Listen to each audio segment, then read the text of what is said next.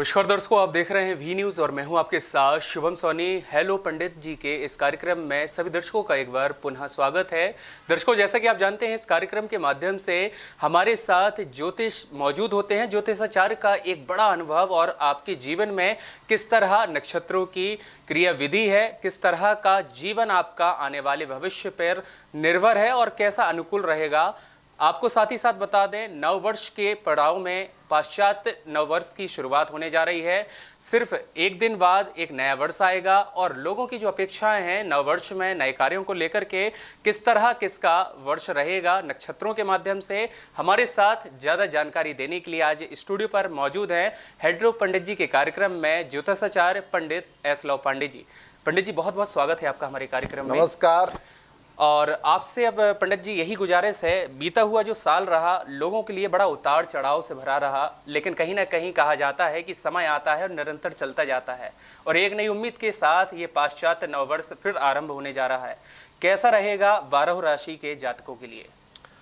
सभी दर्शकों को पुनः स्वागत है हमारे बी न्यूज के जो आज के कार्यक्रम हेलो पंडित जी, और साथ में नववर्ष 2023।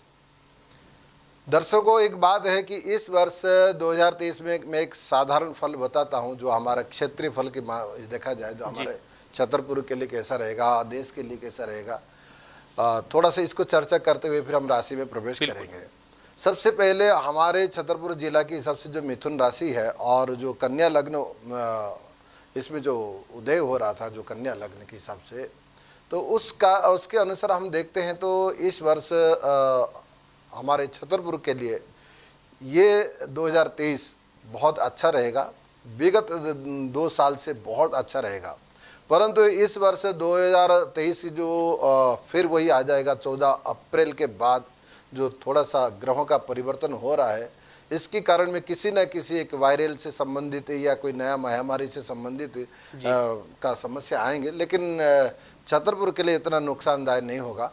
और देखा जाए भारतवर्ष के लिए, तो भारतवर्ष के लिए भी ये वर्ष ऑल ओवर वर्ल्ड में अगर उसको तुलना किया जाए तो भारतवर्ष के लिए ये वर्ष वो उन महामारियों की जो आज पीड़ित हो रहे हैं, तो हमारे भारतवर्ष में इसको आने में थोड़ा सा टाइम लगेगा। वो आएगा वही 14 अप्रैल के बाद। महाराज जी, ये जानना चाहूंगा, कोरोना के बढ़ते चरण में एक बार फिर से वही तस्वीरें क्या आम हो जाएंगी, या जो पहले कंडीशन रही है वैसे ही भारत में फिर से देखने को मिलेंगी? देखिए, हमारे पुराने जो भविष्यवक्ता है और जो पुराणों में और जो ग्रंथ में जो लिखे हैं, जो ऋषि मुनियों का जो आंकड़न है, तो 2025 जब 2023 से प्रारंभ होगा, ये तो प्रारंभ हुआ था 2019 से, लेकिन 2023 से कुछ देश में ऐसे बीमारियां फैलेंगे तो उसकी आबादी भी कम हो जाएगी। ये हमारे नास्ट्राडामस जो एक भविष्यवक्ता है, उनकी भी भविष्यवाणी में ये से लिखा गया था। लेकिन भारतवर्ष के लिए थोड़ा बहुत नुकसान होगा, लेकिन उतना प्रचुर जो कि हमारा भारतवर्ष की जो जनता, जो लोक संख्या है, जो जनसंख्या है, अधिक होते हुए भी अधिक नुकसान नहीं होगा। यानी राहत भरी सांस लेने की बिल्कुल बिल्कुल, ये एक साधारण वायरल जैसे रहेगा, क्योंकि इम्यूनिटी स्ट्रांग हो जाएगी। और दूसरी बात है कि इस वर्ष की जो प्लैनेट की जो प्रभाव है, उतना प्रभाव नहीं होगा जैसे 2019 में हुआ था। यानी बीती तस्वीरें उस हिसाब की नहीं देखने को मिलेंगी। नहीं, सुकून भरा साल नहीं। बिल्कुल। अब आपने चर्चा किया था कि सबकी राशि के बारे में चर्चा करते हैं। बिल्कुल दर्शकों, सबसे हम पहले चलते हैं कि मेष राशि वालों के लिए इस 2023 कैसा रहेगा।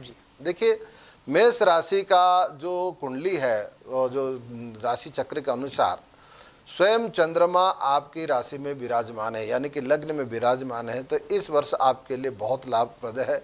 और परंतु कहीं ना कहीं मीन राशि में बृहस्पति होने के कारण तो थोड़ा सा आपका खर्च ज़्यादा होगा, लेकिन ये कब तक रहेगा इसका एक ये कि 22 अप्रैल के बाद जब वो फिर मेष राशि में गुरु प्रवेश कर जाएगा, तो आपके लिए ये वर्ष 22 अप्रैल के बाद थोड़ा सा आपको राहत भरी मिलेगी, लेकिन थोड़ा सा खर्चा होगा। और मेष राशि वालों के लिए एक बात और मैं बता दूं कि आपका जो लग्न का स्वामी जो मंगल है, इस वर्ष मंगल जो है कि 13 मार्च को मिथुन राशि में प्रवेश करेगा, और जो आपके लिए पराक्रम से यानी कि परिवार से संबंधित कुछ लाभप्रद होगा। और 10 मई को कर्क राशि में प्रवेश करने के कारण में ये आपके माता के लिए थोड़ा सा, मेष राशि वालों को जो भी जातक होंगे उनकी माता का थोड़ा सा कहीं ना कहीं स्वास्थ्य से संबंधित शिकायत आएंगे। और 19 अगस्त को जो कन्या राशि में प्रवेश करने के बाद कन्या राशि में जब प्रवेश करेगा तो कहीं ना कहीं आपका रोग, शत्रु, कर्ज ये सब आप अपने आप को दूर चले जाएंगे। कुल मिला के 3 अक्टूबर में जो तुला राशि में ये मंगल प्रवेश करेगा तो आपको कहीं ना कहीं यात्रा दिखाई दे रहा है कि आप 3 अक्टूबर के बाद कहीं विदेश यात्रा भी या कहीं बाहर यात्रा भी आप कर सकते हैं। और 26 नवंबर में जब वृश्चिक राशि में ये प्रवेश कर जाएगा मंगल, तब आपको थोड़ा सा सावधानी रखना पड़ेगा, कहीं ना कहीं घटना दुर्घटना का इसमें आसार दिख रहा है। और 28 दिसंबर तक धनु राशि में पुनः ये मंगल प्रवेश कर आपके भाग्य स्थान में प्रवेश हो जाएगा। कुल मिला के मेष राशि वालों के लिए ये वर्ष बहुत अच्छा रहेगा। कहीं कहीं जगह पर थोड़ा थोड़ा परेशानी आएंगी तो आपको सावधानी रहना उचित पड़ेगा। अब हम चलते हैं वृष राशि। बिल्कुल, देखिए वृष राशि जातक का जो स्वामी है वो शुक्र है, और शुक्र इस वर्ष का काफ़ी राशि में परिवर्तन का जो टाइमिंग है वो सही टाइम पर हो रहा है। जैसे कि 22 जनवरी को शुक्र जो है कुंभ राशि में प्रवेश करेगा, तो कुंभ राशि में प्रवेश करने के कारण में 22 जनवरी को हम ये कहेंगे कि आपको 22 जनवरी के बाद अभी तक जो शुक्र की महादशा चल रही है वो शुक्र की महादशा की शुक्र के समय की जो चल रहा है उसके अनुसार 22 जनवरी तक ठीक है। 22 जनवरी से लेके 15 फरवरी तक थोड़ा सा सावधानी का समय है, कहीं ना कहीं चोट लगने का भय रहता है। और वृष राशि वालों को कहीं ना कहीं संतान प्राप्ति होने का विशेष योग दिख रहा है। और विशेष करके काफ़ी दिन से जो कोई संतान के लिए इच्छा थी या कोई मनोकामना किसी का पूर्ण होने वाला है। वृषभ राशि वालों को व्यापार में थोड़ा सा परिवर्तन करते समय ध्यान रखें कि जून के महीना में किसी भी प्रकार की व्यापार का परिवर्तन ना करें, तो इसमें आपको विशेष घाटा हो सकता है। और वृषभ राशि वालों को थोड़ा सा वायरल से संबंधित बीमारी से सावधानी रखना बहुत ज़रूरी है, क्योंकि शनि आपके चौथे भाव में प्रवेश करने जा रहे हैं 13 जनवरी को, तो इस कारण से आप 10वें भाव में प्रवेश करने जा रहे हैं। इस कारण से आपको थोड़ा सा कहीं ना कहीं वायरल से संबंधित बीमारी से बच के रहना चाहिए। और कुल मिला के देखा जाए आपका दाम्पत्य जीवन के लिए देखा जाए तो दाम्पत्य जीवन इस वर्ष अच्छा रहेगा। और आपके संतान के लिए हम विचार करते हैं तो संतान का कोई ना कोई एक संतान को विशेष कोई सम्मान या अपना एजुकेशन में बहुत अच्छा लाभ होगा। हाँ, ज़रूर मैं एक बात कहूँगा कि वृषभ राशि वालों को लाभ में थोड़ा कम रहेगा, लेकिन रिक्वायरमेंट पूरी हो जाएगी आपकी। और कहीं ना कहीं आपको बीच में जब वर्ष के मध्य में यानी कि अगस्त के महीना में पारिवारिक क्लेश का सामना करना पड़ेगा। वृषभ राशि वाले तो आप कुछ अगर इसके उपाय करना चाहते हैं कि हमको इससे सारे कष्ट का निवारण कैसे हो, तो आप लक्ष्मी जी की पूजा करें और कहीं ना कहीं मंदिर में, लक्ष्मी जी के मंदिर में या किसी भी देवी मंदिर में कुछ ना कुछ दान करें तो आपके लिए ये वर्ष अच्छा हो जाएगा। महाराज जी तीसरा तीसरा है मिथुन राशि। अब मिथुन राशि वालों के लिए एक विशेष है कि हमारे छतरपुर की भी मिथुन राशि पड़ती है। और मिथुन राशि के जो जातक होंगे इस वर्ष के लिए बहुत अच्छा है। हाँ, वर्ष के मध्य में थोड़ा सा आपको कहीं ना कहीं स्वास्थ्य संबंधित दिखाई दे रहा है, लेकिन वर्ष प्रारंभ और वर्ष के अंत में देखा जाए तो बहुत अच्छा है। ओवरऑल आपका 70% इस वर्ष आप बहुत अच्छा रहेगा। आपकी कहीं ना कहीं नया व्यापार या नया प्रतिष्ठान या नया फैक्ट्री का शुरुआत करना चाहते हैं तो इस वर्ष आपका शुरू हो जाएगा। न्यायालय विवाद में जो पेंडिंग है उसमें आपको विजय प्राप्त होने का आसार है। और एक बात मैं ज़रूर कहूँगा कि आपकी शादी से संबंधित जो भी समस्या है इस वर्ष के लिए ठीक रहेगा, किंतु कहीं अगर लव मैटर्स करने वाले व्यक्ति है तो इन जो लव मैटर से जो अभी चल रहे हैं या लव अफेयर है जिसका है उसके लिए ये वर्ष विशेष अच्छा नहीं होगा। और ओवरऑल देखा जाए आपका एजुकेशन वो भी ठीक रहेगा। और आपका इकोनॉमिक, आपका जो आर्थिक स्थिति में देखा जाए थोड़ा बहुत आमदनी अठन्नी और खर्चे अठन्नी बराबर रहेगा। स्वास्थ्य को लेकर और स्वास्थ्य के लिए मैं कहूँगा कि बस अप्रैल के महीना 15 अप्रैल से लेकर 15 मई तक जो है किसी न किसी आप रोग से ग्रसित रहेंगे, लेकिन भयानक नहीं होगा, बस थोड़ा बहुत रहेगा इस महीना में, अब 15 अप्रैल से 15 मई तक। और विशेष करके मैं आपको एक मेन आपका भाग्य का स्वामी इस वर्ष आपका साथ दे रहा है। आप कोई भी नया काम शुरू करने जा रहे हैं या कोई भी नया फैक्ट्री का उद्घाटन करने जा रहे हैं या काफ़ी प्लानिंग करके सोचे होंगे कि हम इस कब करेंगे, तो ये 2023 आपके लिए सुनहरा मौका है, आप आगे की और कर सकते हैं। अब हम चलते हैं चौथा नंबर, कर्क राशि। कर्क यानी कि कैंसर। हाँ, कैंसर। अब देखिए इसमें अब कभी हम चर्चा करेंगे कर्क को कैंसर क्यों कहा गया, कैंसर रोग कैसे होता है, कैंसर रोग से कैसे, ये हम अलग बिल्कुल बिल्कुल एक दिन चर्चा में हम बैठेंगे। कर्क राशि वाले आपको मैं बता दूं कि जब बृहस्पति 22 अप्रैल तक मीन में रहेंगे तब तक के लिए आपके लिए बहुत अच्छा है। और जब आपके बृहस्पति 22 अप्रैल के बाद जब वो मेष में प्रवेश कर जाएंगे तो इस समय में आपको कहीं ना कहीं एक राजकीय यानी कि प्रशासनिक से दंड भी घोषित हो सकता है या आपको प्रशासनिक से नुकसान भी हो सकता है कानूनी मामले में।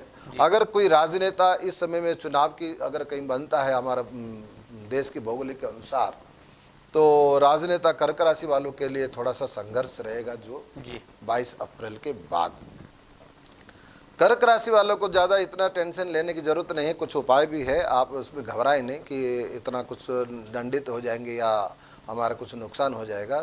तो कर्क राशि वाले अगर आप चाहें तो इस वर्ष 2023 में निरंतर आप हनुमान चालीसा पाठ करें, क्योंकि संकट कटे मिटे सब पीरा जो सुमिरै हनुमंत बलबीरा। कैसा भी संकट हो आप हनुमान जी को स्मरण करते रहें। और आपकी कुंडली में कर्क राशि के अनुसार आपका योग कारक मंगल भी है, तो इसलिए आप हनुमान जी का उपासना करें। और कभी कभी आपको लगे कि आपके जन्मदिन में अगर इस बीच में आएंगे तो उसी दिन सुंदरकांड आदि इत्यादि का पाठ करावें, तो ये आपके लिए बहुत अच्छा रहेगा। तो महाराज जी, ये तो आपने बताया कर्क राशि के जातकों के लिए कि किस तरह उनका यह आने वाला नववर्ष कैसा रहेगा, समस्या रहेगी लेकिन उनका समाधान भी आपके द्वारा बताया गया है। और इसके बाद सिंह राशि में प्रवेश करते हैं, क्या रहेगी सिंह राशि की, क्या है दशाएं? देखिए सिंह राशि जो है कि लियो कहलाता है, जो उसमें शेर कहलाता है, लेकिन इस वर्ष वास्तविक सिंह राशि वालों के लिए शेर है ही है जी। क्योंकि सिंह राशि वालों के लिए तीन चीज़ लेके बहुत इम्पोर्टेंट तीन चीज़ है। उनका व्यापार सही होगा और इनका दाम्पत्य जीवन यानी कि लाइफ पार्टनर के साथ बहुत अच्छा होगा, और साथ में इनका कहीं ना कहीं एक उपलब्धि जो है इनको प्राप्त होगा, जिसके कारण में बहुत नाम कमाएंगे। हो सकता है किसी से पुरस्कृत भी हो सकते हैं या किसी, यानी बहुत अच्छा सुनहरा मौका इस वर्ष सिंह राशि वाले के लिए तो सिंह है ही है। लेकिन एक बात है कि हम इसके बारे में ये जरूर कहेंगे कि सिंह राशि वालों को जब कुंभ राशि में शनि प्रवेश करेगा 17 जनवरी को, तो ये कंटक शनि कहलाता है। कंटक शनि मतलब ये है कि आपको व्यापार में सावधानी रखना बहुत जरूरी है। कोई ना कोई आपका व्यापार इतना अच्छा चलेगा तो कोई ना कोई उसमें व्यापारी से चोरी कर सकता है या कोई नुकसान कर सकता है। आना अनिवार्य है मतलब। हाँ नहीं, व्यवधान नहीं, ये इसको थोड़ा या व्यापार का आप नेगलेक्ट कर देते हैं तो आपका धीरे धीरे व्यापार जिस प्रकार होना चाहिए था वो नहीं हो पाएगा। तो यही है कि सिंह राशि वालों को इतना सावधान रखना जरूरी है। सिंह राशि वालों के एजुकेशन बहुत अच्छा नहीं है इतना इस वर्ष, बाकी व्यापार हमने कहा कि व्यापार के लिए बहुत अच्छा होगा। और सिंह राशि वालों का इस वर्ष जो है कि कहीं ना कहीं इन्वेस्टमेंट बहुत ज़्यादा होगा और इनका इनकम भी बहुत अच्छा होगा। थोड़ा सा सावधान रखें कि आपको इनकम टैक्स विभाग या सेल टैक्स विभाग या किसी भी जो खुफिया विभाग का आपके ऊपर प्रभाव रहेगा, तो आप सच्चा और ईमानदारी के साथ देश की सेवा के साथ साथ स्वयं का भी डेवलप करते रहिए, कि ऐसा ना है कि लोभ के कारण में कहीं आप ना फंस जाए। तो सिंह राशि वालों के लिए मैं यही कहूँगा कि आप सबसे ज़्यादा सावधान रहिए, किसी भी प्रकार की कोई गलती ना हो व्यापार में। अनुकूल रहने के लिए या जो समस्या अनुकूल रहने के लिए ये जो हमने बताया कि देखिए किसी भी राशि वालों का जब किसी भी विभाग का छापामारी हो जाता है तो व्यक्ति कई वर्ष पीछे चले जाता है। वो देखिए जितना कमाए वो तो देना पड़ता है, लेकिन वो डिप्रेशन में पहुंच जाता है। तो मैं कहूँगा कि आप सिंह राशि वालों को सबसे बढ़िया उपाय है कि आप नित्य प्रतिदिन जो है भोलेनाथ की जो है ओम नमः शिवाय जो पंचाक्षरी मंत्र है इसका प्रतिदिन जपते रहिए, तो इससे आपको शांति भी मिलेगी और आपको मार्ग भी मिलेगा। आपको सही टाइम क्या, किस टाइम पे क्या काम करना चाहिए, ये आपको ज्ञान मिलता रहेगा। शिवाराधना से यानी कि बहुत मनोकामनाएं पूर्ण बहुत हो जरूरी है सकती शिव हैं। आराधना करना। तो सिंह राशि वाले जो भी दर्शक और जो भी जातक हैं वह लगातार इन प्रयासों को करें, निश्चित रूप से उन समस्याओं का समाधान भी मिलेगा, जैसे कि गुरुजी ने बताया है। अगले क्रम में गुरुजी हम बढ़ते हैं और कन्या राशि की बात करना चाहते हैं। हाँ, देखिए, कन्या राशि वाले इस वर्ष थोड़ा सा मायूस रहेंगे वर्ष के प्रारंभ में, लेकिन 16 अप्रैल 2023 के बाद कन्या राशि वालों के लिए भी ठीक हो जाएगा। अगर कहीं भी आपने इंटरव्यू दिया है या कुछ ना कुछ नौकरी के लिए प्रयास कर रहे हैं तो आपको 16 अप्रैल के बाद ही लाभ होगा। इसके पहले थोड़ा सा कहीं ना कहीं आपको हो सकता है आप सिलेक्शन नहीं हो पाएंगे या कुछ नंबर से आप पीछे हो जाएंगे। और दाम्पत्य जीवन के लिए आपके लाइफ पार्टनर आपको साथ देंगे, लेकिन लाइफ पार्टनर को कहीं ना कहीं स्वास्थ्य से संबंधित शिकायत दिखाई दे रहा है, तो आप उनके लिए चिंतित रहेंगे। उसके लिए भी उपाय मैं बताऊंगा राशि के अंत में। और कन्या राशि वालों के लिए भाग्य का स्वामी उनको साथ दे रहा है, लेकिन इनका आमदनी जैसे होगा उससे ज़्यादा उनका खर्चा व्यय होगा, जिसके कारण में थोड़ा सा चिंतित रहेंगे। कन्या राशि वाले आपको एक चीज़ में लाभ जरूर होगा कि आपके बच्चे यानी कि आपके संतान अच्छे उपलब्धि प्राप्त करेंगे और अच्छे पढ़ाई में भी, एजुकेशन में भी। आप अगर कई साल से आप बच्चे के लिए, किसी की बेटी के लिए शादी के लिए आप परेशान हैं या बेटे की शादी नहीं हो पा रही है, तो इस वर्ष 2023 में आपका बेटा बेटी का शादी का विवाह का संपन्न जरूर होगा और आप बड़े खुश रहेंगे कि बहुत जिम्मेदारी। मकान बनने का योग भी दिख रहा है आपका, इस वर्ष मकान भी बनेगा क्योंकि खर्चा हो रहा है, आपका खर्चा है। बात मैं अब चर्चा कर रहा था कि कन्या राशि वालों की लाइफ पार्टनर या पति, लेडीज हो तो पति है या जेंट्स हो तो पत्नी है, लाइफ पार्टनर के स्वास्थ्य की, आपका जो तनाव से मुक्त होने के लिए आप सबसे ज़्यादा है कि मृत्युंजय मंत्र का सहारा ले, या अपने पत्नी या पति के नाम से महामृत्युंजय का मंत्र कुछ न कुछ जप करे या करावे, या श्रावण में जैसे आते हैं तो पूरे महीना रुद्राभिषेक इत्यादि करावे। और ये इतना करने के बाद भी एक मैं उपाय और बता रहा हूँ कि आप एक सफ़ेद पुखराज जो है इस वर्ष के लिए आप धारण करें तो आप तनाव से मुक्त रहेंगे। ये रहा कि कन्या राशि का। राशियों की कड़ी में हम आगे बढ़ते हैं और महाराज जी से पूछना चाहेंगे, महाराज जी इस वर्ष तुला राशि के लिए जातकों को कैसा रहेगा यह वर्ष? देखिए, तुला राशि वालों इस वर्ष के लिए बहुत अच्छा रहेगा, क्योंकि इस वर्ष इनका विदेश से संबंधित या बाहर से संबंधित काम बनेंगे जी। विदेश यात्रा होंगे और कहीं जाना चाहते हो तो कहीं जा भी सकते हैं। और तुला राशि वालों के लिए पंचम भाव में शनि का गोचर जब 17 जनवरी को प्रवेश करेगा तो ऐसे व्यक्ति के लिए तो बहुत अच्छा रहेगा कि ऐसे कोई ज़्यादा चिंतित नहीं रहना चाहिए। हाँ, इतना है कि तुला राशि वालों को चौथा भाव यानी कि जो भूमि से संबंधित है उनसे कहीं अगर वाद विवाद हो सकता है। आप ऐसे कोई अगर भूमि खरीदने जा रहे हैं या बेचने जा रहे हैं तो उसकी कागज़ पूरा जांच कर ले कि किसी प्रकार की कोई फ्रॉड ना हो आपके साथ। और आपके लाभ का यानी कि आर्थिक स्थिति इस वर्ष बहुत अच्छा रहेगा और कहीं ना कहीं आपका इन्वेस्ट जो किया हुआ कई वर्ष से हो सकता है वो इस वर्ष आपको रिटर्न आने वाला है, आपको उस धन प्राप्त होगा। और साथ में छोटा सा दुर्घटना दिख रहा है जुलाई के महीने में, तो सावधान रहिए। 15 जून से 15 जुलाई के बीच में कहीं ना कहीं एक चोट लगने का भय रहेगा, तो आप बिल्कुल सावधान रहिए।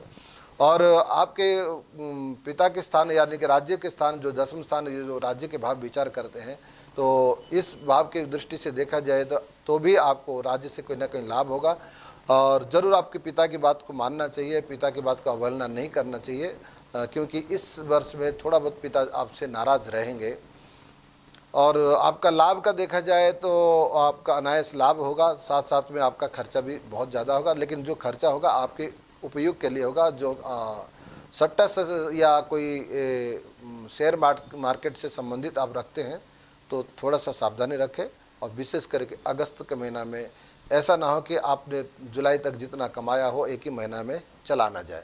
इसलिए आप तुला राशि अगर है तो अगस्त के महीना में सट्टा से संबंधित या शेयर मार्केट से संबंधित कुछ करते हैं तो उसमें सावधान रखिए, यानी कि धैर्यता रखने की आवश्यकता। बिल्कुल सावधानी ना भी करे उसे एक महीना तो कोई दिक्कत नहीं है। और तुला राशि वाले के लिए स्वयं के स्वास्थ्य के लिए सिर्फ फरवरी के महीना से आपका प्रॉब्लम शुरू होगा और 15 फरवरी से 15 मार्च तक आंशिक आपका हार्ट प्रॉब्लम के दिख रहा है। तो आपको अगर हार्ट पेशेंट है या हार्ट से संबंधित आपको बीमारी है तो सावधानी रहिए। इस वर्ष के लिए आपको ये करना है, सूर्य की उपासना करना बहुत जरूरी है। आप सूर्य को अर्घ्य दीजिए और माणिक्य रत्न आप धारण कर सकते तो धारण कर लीजिए, क्योंकि इस वर्ष आपका हार्ट से संबंधित के बचाव रखना है। और बहुत बढ़िया है कि तुला राशि वालों के बहुत अच्छा है, बहुत अच्छा माना गया है। तो तुला राशि के जातकों ने सुना और उनकी जो समस्याएं हैं उसको भी बड़े आराम तरीके से बताया है कि समाधान किस तरह है। एक शारीरिक बीमारी भी आपके लिए हृदय की गहन हो सकती है, गुरुजी ने जैसा कि बताया है, साथ में समाधान भी बताया है। सूर्य को अर्घ्य देकर के समाधान भी आप पा सकते हैं और जो रत्न भी बताए हैं उन्हें भी आप रख सकते हैं या फिर पहन सकते हैं। अगले क्रम में महाराज जी जानना चाहूंगा, वृश्चिक राशि का दौर है, जातक किस तरह का यह वर्ष फील करेंगे? वृश्चिक राशि वालों के लिए इस वर्ष जो है कि वर्ष के प्रारंभ में तो बहुत अच्छा होगा, लेकिन वर्ष के अंत में विशेष अच्छा नहीं दिख रहा है। वर्ष के प्रारंभ के समय में आपको बहुत लाभ होगा, बड़े खुश हो जाएंगे, लेकिन वर्ष के अंत में वृश्चिक राशि वालों किसी परिजनों का इसमें लॉस दिख रहा है, तो थोड़ा बहुत आपको दुख होगा। लेकिन मैं आपको कहूँगा कि जीवन जन्म मरण तो सत्य है कि ये जो व्यक्ति जन्म लिया है वो तो जाना है ही है। ये वृश्चिक राशि वालों के लिए इस वर्ष कहीं ना कहीं किसी भी व्यक्ति का वियोग होगा, जो बहुत एक्सीडेंटली केस हो या अचानक ऐसा कोई घटना हो जाएगा। तो इसलिए बाकी ओवरऑल देखा जाए तो वृश्चिक राशि वालों के लिए आर्थिक स्थिति ना ज़्यादा नुकसान होगा ना ज़्यादा लाभ होगा। वृश्चिक राशि वालों के लिए बस एक चीज़ है कि हमेशा भी यात्रा करेंगे या अधिक ज़्यादा मेहनत करेंगे और थोड़ा सा आपको काम भी रुक के होगा, लेकिन जून तक आपका 15 जून तक बहुत अच्छा रहेगा। 15 जून तक इतना है कि इस खुशी को आप इज़हार करते करते कहीं थोड़ा सा आप मायूस हो जाएंगे और कोई ऐसी घटना दिख रहा है जो ऐसे घटना हो जो ना हो, उसके लिए आप छोटा सा अभी से आप उपाय करने लग जाए वर्ष के प्रारंभ से कि आप जितनी ज़्यादा से ज़्यादा आप गायत्री मंत्र का या कोई भी शक्ति मंत्र, देवी जी का मंत्र, कोई भी देवी का या लक्ष्मी का या सरस्वती का, गायत्री का, किसी का भी मंत्र आप निरंतर जप करते रहिए, तो आपके लिए वो घटना दुर्घटना तो होती है तो लेकिन उसमें आपको एक आत्मबल मिलेगा। उस घटना दुर्घटना को झेलने के लिए आपको ताकत मिलेगा। यानी आदि शक्ति का ध्यान करना बिल्कुल, शक्ति का उपासना बहुत जरूरी है, क्योंकि बीच में आप टूट जाएंगे। इसके बाद ये अगर निरंतर करते रहेंगे तो वो आपको घटना दुर्घटना भी आपको इतना प्रभावित नहीं रखेगा। बहुत बारीकी से महाराज जी ने आपने चर्चा की, लेकिन अगली राशि में जाते जाते धनु राशि का दौर आ गया है और जानना चाहता हूं 17 जनवरी को 7.5 इस राशि की समाप्त होने जा रही है। कहा जाता है कि जब शनि जाता है तो जाते जाते कर फलदाता कहीं ना कहीं एक अच्छे फल के आशीर्वाद के रूप में देकर जाता है। तो कैसा रहेगा पहले तो 7.5 के जाने के वक्त का यह समय?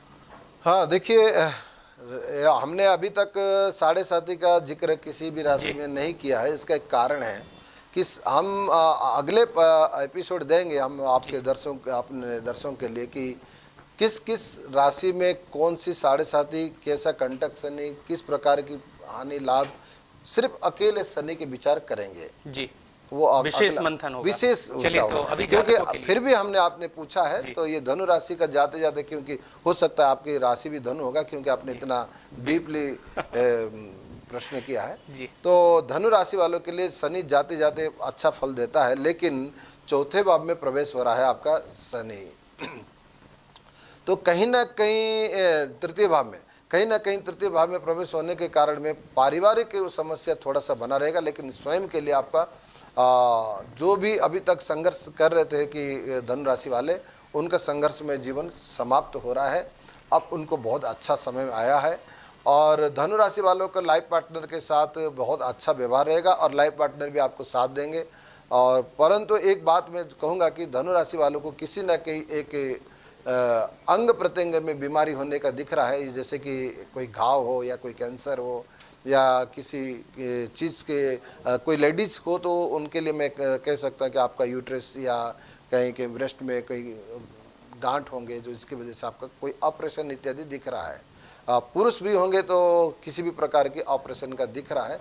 बाकी धनु राशि वालों के लिए इस वर्ष इकोनॉमी बहुत अच्छा रहेगा, आर्थिक स्थिति में बहुत अच्छा रहेंगे और आपके व्यापार भी बहुत अच्छा रहेंगे और कहीं ना कहीं आपको एक चीज़ मैं और बता दूं कि प्रशासनिक या शासन प्रशासन से इस राशि वालों को कोई अवार्ड मिल सकता है या कोई पुरस्कार मिल सकता है। ये बहुत अच्छा समय है। चलिए, यानी अनुकूल है धनु राशि के धनु राशि वालों के लिए जो हमने बीच में बताया कि कहीं ना कहीं ऑपरेशन का योग दिख रहा है, तो उसके लिए आप जरूर याद रखें कि आप पीले रंग की कपड़े या पीले रंग की वस्तु या चने की दाल कपड़े हैं, या किसी आप गुरु जिसको गुरु मानते हो या गुरु दीक्षा ली हो, उनको ये चीज़ भेंट कर दे तो आपकी ये समस्या काफ़ी हद तक सॉल्व हो जाएगा। गुरुजी बहुत बारीकी से चर्चाएं कर रहे हैं धनु के बाद। अब बात आती है मकर राशि की। मकर राशि वालों के लिए कैसा रहेगा यह वर्ष? मकर राशि वालों के लिए ये वर्ष देखिए कि वर्ष के इनका जब 17 जनवरी में जब कुंभ राशि में शनि प्रवेश कर रहा है, और देखिए कुंभ और मकर ये दोनों शनि की राशि है, तो मैं कहूँगा कि मकर राशि वालों के लिए धन के स्थान पर शनि का जब 17 जनवरी से जब प्रवेश होगा, तो उससे मकर राशि वालों को धन का आगमन तो होगा, लेकिन थोड़ा सा स्लो होगा। और आपके मकर राशि वाले, आपको एक बात है कि इस वर्ष में आपका कहीं ना कहीं कोई अगर रिश्ता या शादी होने वाला हो तो टूटने के कगार पे है, तो थोड़ा सावधानी रखें। अपने जिससे आप शादी करने जा रहे हो उससे कोई ऐसे बातचीत ना करें, सिर्फ वार्तालाप में आपका विवाह का प्रस्ताव ठुकरा जाएगा या विवाह का प्रस्ताव टूट जाएगा। तो मकर राशि वालों के लिए संतान सुख का लाभ दिख रहा है, या संतान को या तो संतान प्राप्त होंगे या तो संतान को अच्छे उच्च शिक्षा प्राप्त होंगे, और या आपके संतान के किसी के एजुकेशन के लिए आप परेशान है, कॉलेज वॉलेज के एडमिशन के लिए, ये भी अच्छा हो जाएगा। और मकर राशि वाले थोड़ा सा सावधान रहिए कि आप किसी को पैसा दे रहे हो या किसी को उधार दे रहे हो या किसी को मदद कर रहे हो, तो उसके बारे में थोड़ा सा जानकारी करते हुए आपको देना चाहिए, क्योंकि रिटर्न मिलने का आसार नहीं है, तो ऐसे व्यक्ति को ना दें। और मकर राशि वाले अगर कहीं किराए पे मकान ले रहे हैं तो वो भी थोड़ा सावधान रखें कि वो मकान में किसी प्रकार की कोई नेगेटिव एनर्जी ना हो, क्योंकि मकर राशि वाले को इस वर्ष जो अपने मकान से बाहर मकान में रहते हैं उनके लिए ये वर्ष कहीं ना कहीं नेगेटिव एनर्जी से टकराव होगा, तो थोड़ा सा मानसिक तनाव में रहेंगे। और उपाय मैं बता देता हूँ कि मकर राशि वाले अगर इस तनाव से मुक्त होना चाहते हैं तो आपको एक 5 मुखी रुद्राक्ष माला जो 108 दाने का, छोटे हो बड़े हो जैसे साइज की मिल जाए, आप इस वर्ष धारण करेंगे तो इससे आपको तनाव से मुक्त मिलेगा। ये बात हुई मकर राशि की। 11वीं राशि का अब समय आ चुका है, कुंभ राशि है। कुंभ राशि के जातकों के लिए वर्ष किस तरह रहेगा? देखिए, कुंभ राशि जातक के लिए वर्ष के प्रारंभ में चंद्रमा मेष राशि में है, और जो कि आपके मंगल स्वयं वृष राशि में है, और राहु और केतु ये दोनों जो है कि मेष राशि में ही है। मेष राशि में राहु है और तुला राशि में केतु है। तो इन ग्रह स्थिति के अनुसार देखा जाए तो कुंभ राशि वालों के लिए ये वर्ष मध्यम रहेगा वर्ष के प्रारंभ में, और वर्ष के अंत में कुंभ राशि वालों को बहुत अच्छा रहेगा। वर्ष के प्रारंभ में कहीं ना कहीं आपको थोड़ा सा तनाव उठाना पड़ेगा, भाइयों से विवाद होने का दिख रहा है।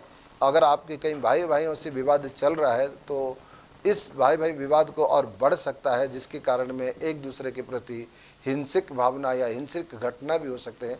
तो थोड़ा सा आप क्रोध को कंट्रोल करिए, और साथ में आपके माता जी के लिए बहुत अच्छा है कि आपको कहीं ना कहीं मातृ सुख का, या आप माता की कहीं बीमारी है तो इस वर्ष माता बीमार से क्योर हो जाएंगे। और व्यापार स्थिति में देखा जाए तो व्यापार स्थिति में बहुत अच्छा नहीं होगा तो बहुत नुकसान भी नहीं होगा, बैलेंस बना रहेगा। स्वास्थ्य के संबंधित में बात कर देता हूं कि स्वास्थ्य संबंधित में वही है, 15 अप्रैल से लेकर 15 मई के बीच में किसी भी के कहीं ना कहीं एक बीमारी से ग्रसित रहेंगे जो आपको थोड़ा सा तकलीफ देगा, लेकिन घातक नहीं होगा, ये आप बेफिक्र रहिए। और कुंभ राशि वालों के लिए एक छोटा सा उपाय है कि आप अपने घर में इस वर्ष पूरा वर्ष जनवरी से लेकर दिसंबर तक आप अपने घर में ड्राइंग रूम में या जहाँ कहीं आपके एंट्री की जो समय में एक बाउल में पानी भर के उसमें फूल डालते रहिएगा। तो इसलिए आपको जो नेगेटिव एनर्जी से आपको टकराव होने वाला है, जो भाइयों से टकराव करने वाला है, उससे आप बच के रहेंगे। चलिए, बहुत ही अच्छा यह प्रयास है। कुंभ राशि के जातकों के लिए गुरुजी ने बताया। गुरुजी, अंतिम राशि शेष रह गई है मीन राशि। मीन राशि वालों का कैसा रहेगा यह वर्ष? देखिए, मीन राशि वाला का लग्न में बृहस्पति है, जो 22 अप्रैल के बाद वो मेष में प्रवेश करेगा। और मेष में प्रवेश करने के बाद भी जिस व्यक्ति का दसम भाव का स्वामी जब द्वितीय भाव में पहुंच जाता है तो धन का आगमन होगा। मीन राशि वाले के लिए तो मैं कहूँगा कि 2023 उनकी सुनहरा मौका है जी। सारे काम बनेंगे, आपका कोई काम नहीं रुकेगा, कोई काम नहीं रुकेगा, आपका सारे काम बनेंगे। और जहाँ भी आप जाएंगे, जिस चीज़ को पकड़ेंगे वो उसमें आपको लाभ मिलेगा। जरूर मैं कहूँगा लोहे से संबंधित अगर कहीं व्यापार करते हैं तो थोड़ा बहुत यहाँ घाटा हो सकता है, या लोहे में आप इन्वेस्टमेंट करना चाहते हैं, या शेयर मार्केट। अगर आप शेयर मार्केट में गोल्ड में इन्वेस्टमेंट करना जाएंगे तो आपके लिए लाभ होगा। अगर कहीं कोई ज्वलनशील या ऑयल से संबंधित में आपको अगर इसमें भी इन्वेस्ट करना चाहेंगे तो मीन राशि के लिए बहुत अच्छा होगा। लेकिन मीन राशि वाले के लिए एक और छोटा सा एक नेगेटिव पॉइंट दिख रहा है, ये भी बात में बताना जरूरी है, क्योंकि आपकी कुंडली की, आपकी राशि की चक्र के अनुसार आपको मामा से कहीं ना कहीं आप दुखी रहेंगे, या को मामा को आपको कोई ज़्यादा तकलीफ होगा, और या कोई मामी या मामा से कहीं ना कहीं आपका वियोग होने का दिख रहा है। तो थोड़ा बहुत ये मामा पक्ष के लिए सही नहीं है। और रही बात आपकी आर्थिक स्थिति बहुत अच्छा है, और दाम्पत्य जीवन में भी बहुत अच्छा रहेगा। बहुत ओवरऑल मीन राशि सबसे बेस्ट है। 2023 आपके लिए सुनहरा मौका है, जो कुछ करना कर डालिए, आपके लिए स्वागत करके बैठा है कि 2023। चलिए, तो दर्शक, आपने सुना ज्योतिषाचार्य पंडित एसलव पांडे जी के मुखार से कि किस तरह से इन 12 राशियों का तालमेल रहेगा, किस तरह आपके स्वास्थ्य को लेकर के समस्याएं बनेंगी तो उनका समाधान भी क्या होगा, व्यापार के उतार चढ़ाव में किस तरह अपने आप को आप बैलेंस रख सकते हैं, साथ ही साथ जो भी आपके पार्टनर हैं उनके साथ जीवन का यह जो बैलेंस है वह कैसा रहेगा। तमाम ऐसी गतिविधियों के साथ वी न्यूज के हेलो पंडित जी के कार्यक्रम में हमने आपको रूबरू कराया ज्योतिषाचार्य पंडित एसलव पांडे जी के माध्यम से, जिन्होंने बखूबी सभी राशियों से संबंधित जातकों के लिए एक सुनहरा ऑफर और समस्या और समाधान की बारीकी से चर्चा की। महाराज जी, आपसे जानना चाहूंगा, ये तो होगी 12 राशियों के बारे में। इन 12 राशियों के बाद अगर बात की जाए, जैसे कि मीन राशि आपने बोला है कि टॉप राशियों में इस वर्ष वह कामयाबी हासिल करेगा, ऐसे ही बैलेंस में सबसे निचले स्तर पर कौन होगी ताकि उन्हें जोड़ दे करके भी बैलेंस में लाया जा सकता है? निचले स्तर पे मतलब माइनस में? हाँ, माइनस में मैं पहले ही बोला था कि कर्क राशि इस बार बॉटम में है। हाँ, तो उससे बैलेंस आने की बिल्कुल आवश्यकता है। बिल्कुल बिल्कुल उनको सावधानी रखना चाहिए जी। तो दर्शकों, आपने सुना, और हेलो पंडित जी के इस कार्यक्रम में फिलहाल शुभम सोनी के साथ ज्योतिषाचार्य पंडित एसलव पंडित जी को दीजिए गए इजाजत। आपसे फिर होगी मुलाकात कुछ अन्य संबंधित समस्या और समाधान समस्याओं के साथ में। नक्षत्रों के बारे में पुनः आपसे जानकारी हेलो पंडित जी के कार्यक्रम में दिलवाएंगे। बने रहें वी न्यूज के साथ। नमस्कार। नमस्कार।